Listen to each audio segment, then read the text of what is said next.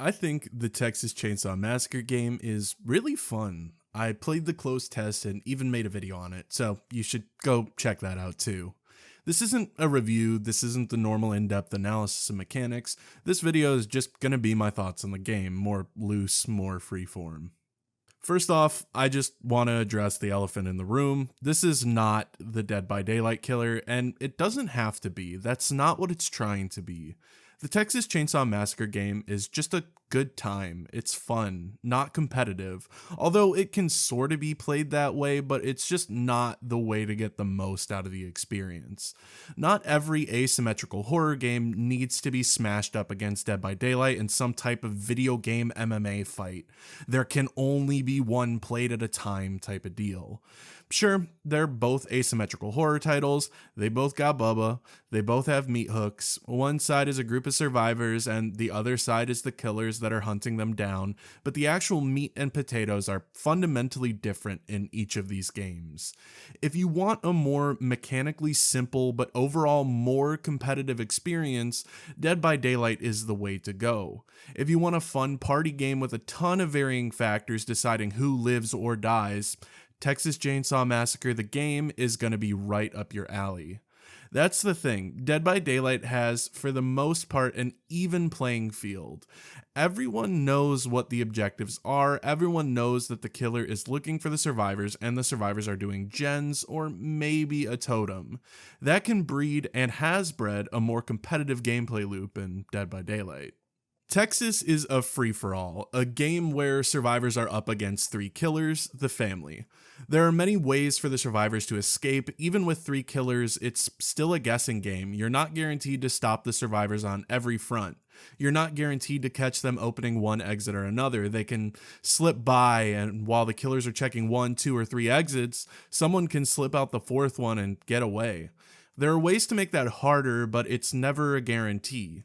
If you play well, someone may still escape.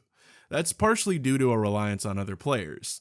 Same thing with survivors. You may play so well, but if you get trapped by three killers or they just feed Grandpa a lot and you're permanently exposed, there's just not much you can do without really working for it.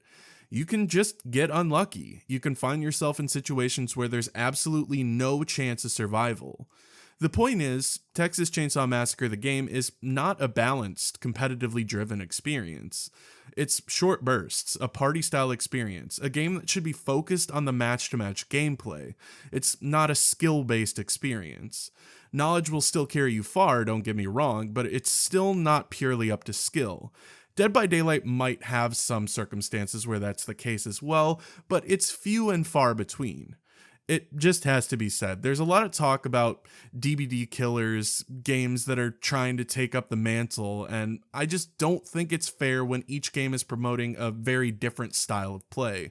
I actually think Texas Chainsaw Massacre the game is a perfect game to play alongside Dead by Daylight, especially with the release of the Xenomorph.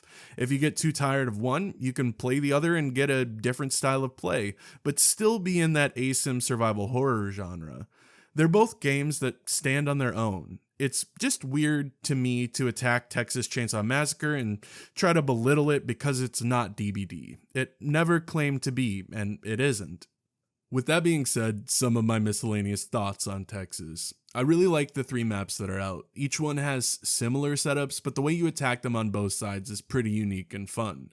You kind of find your preferred escape on each map and then maybe have a backup or 2 that you'll use when one is just not an option.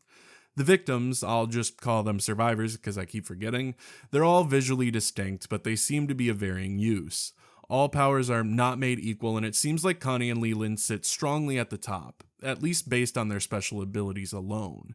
That's not to say the other survivors are necessarily bad, you can still kind of tailor-make them to suit your needs, and I'm a Julie main, but they just don't all feel equally fun on a pure mechanical level. Connie and Leland are particularly fun because they're active abilities. Connie can quickly bust through a lock with a lockpick, and Leland can knock over smaller killers and get them out of the fight for a bit. The other survivors' abilities just kind of activate and do something, but it's not tactile. You don't really feel it even though they're working.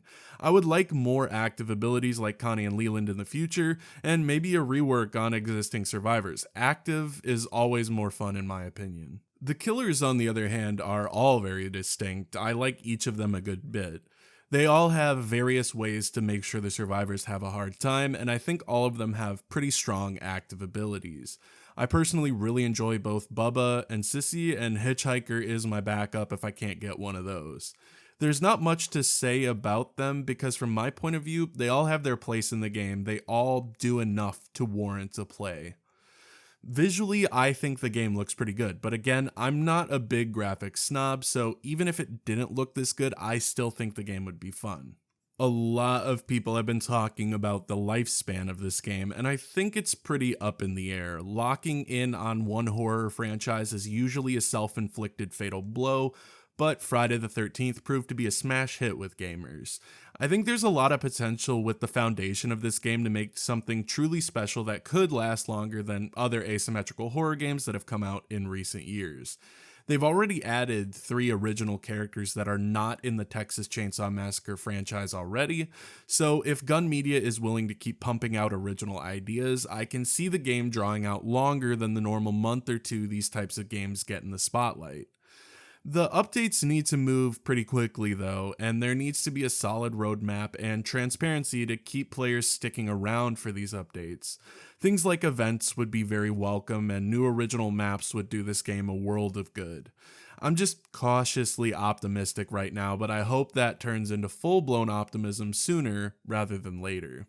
If you've got Game Pass on either PC or Xbox, it's a no-brainer to check out Texas Chainsaw Massacre the game to see if it's something up your alley. I personally would have paid full price for it. I like these types of games, but I know it's not for everyone, so I'm not sure I could justify recommending it with such an up-in-the-air potential for the future. I think it's a really well-made asim horror title. I think it's fun, it's silly, and a good time with friends. There's plenty of ways to approach the game that most matches won't play out the same, so it's got me hooked for now. Texas Chainsaw Massacre the game is cool in my book. Let me know what you think about Texas Chainsaw Massacre, and keep an eye out for some streams on the channel in the near future. I think this game is perfect for some laid-back chatting. If you did enjoy the video, make sure to like, comment, and subscribe, and hit the notification bell to be notified of future uploads. Plenty more content to come. Looking at you, Armored Core. Anyways, I'm out. I'll catch you in the next one. Peace.